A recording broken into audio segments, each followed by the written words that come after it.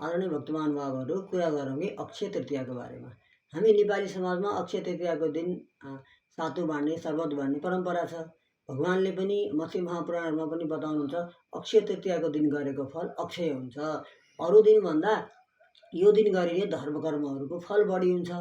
वैशाख शुक्ल पक्षे तु तृतीया ये रूपोषिता अक्षयम फलमाप्नोति सर्वस्य सुकृतस्य च। हरेक सुकृतिहरू, हरेक राम्रो कर्महरू चाहिँ यो वैशाख शुक्ल पक्ष तृतीया अक्षय तृतीयाको दिन गरियो भने जप, सन्ध्या, तर्पण, तीर्थको सेवा, दान जति पनि कर्महरू गरिन्छ यो दिन गरिने कर्मको फल चाहिँ अक्षय हुन्छ, कहिले पनि नाश नहुनेवाला हुन्छ।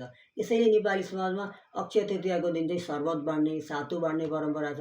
अब सातु बाँड्दा, शरबत बाँड्दा के फल प्राप्त हुन्छ भने गरिब रोगीको सेवा पनि हुन्छ, धर्मफल पनि प्राप्त हुन्छ। मत्स्य महापुराणले बताउँदछ कि विप्रेषु दत्वा तानेव यथा सक्तुं सुसंस्कृतान् यथात्र भुङ् महाभाग फलमक्षयमश्नुते।